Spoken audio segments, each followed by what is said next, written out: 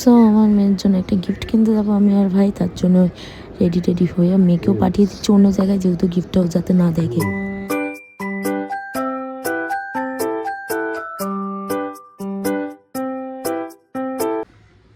Hey guys, welcome back to my channel. আমি নরেন চলে এসেছি তোমাদের সাথে ফাটাফাটি একটা ব্লগ নিয়ে। তো এত রোদ্দুর বলার মতো না। সকালবেলা ব্রেকফাস্ট হয়ে গেছে, এবার মারা অনেকক্ষণ আগে বেরিয়ে গেছে। তো মারা গেছে হচ্ছে 4 নম্বর, আর বাবা এক্ষুনি বেরোলো আমার মেয়েকে নিয়ে 4 নম্বর। ও যাবে 4 নম্বর, যেহেতু শুনেছে দাদি আর ওর ফুপু 4 নম্বর গেছে, মানে পিসি গেছে, তার জন্য ও জেদ করছিল, লাস্টে ওকেও পাঠিয়ে দিয়েছে। আর আমি আর ভাই একটুখানি বেরোবো। তো ভাই কখন আসবে জানি না, এখনও অনেকক্ষণ আগে ফোন করেছে, এখনও আসার নাম নেই। তো দেখি, ফোন করছি তুলছে না, দেখি কখন আসবে। তো তারাও নিচ দিয়ে দেখাচ্ছে আমার মেয়েরা যাচ্ছে।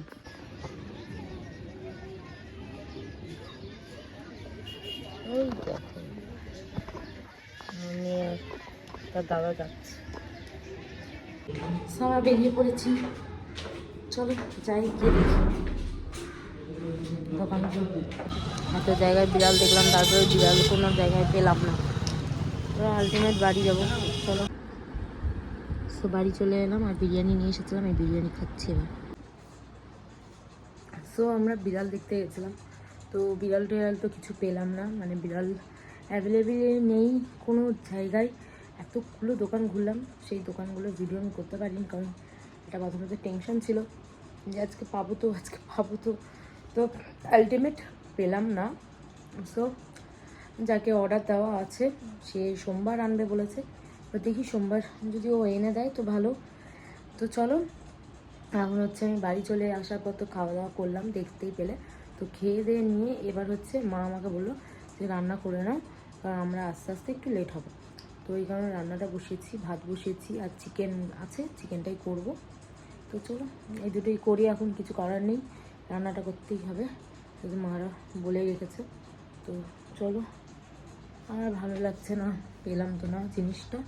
তো এবার কালকেও আমরা যাবো একটু হাটে একটুখানি গিয়ে দেখবো, যদি ওখানে কোথাও পাওয়া যায় তো একবার দেখে নেব, না হলে সোমবার। সো আবার থেকে গেছিলাম বাইরে, 1 মিনিট। সো আবার থেকে গেছিলাম বাইরে, কিন্তু ওখানে গিয়েও যে কাজের জন্য গেলাম, সেই কাজের জায়গাটায় গিয়েও কিছু পেলাম না। তো কাল আবার যাব, দেখি কাল পাওয়া যায় কি না। অবশেষে কালই কি ভরসা, না হলে একদম মানডে।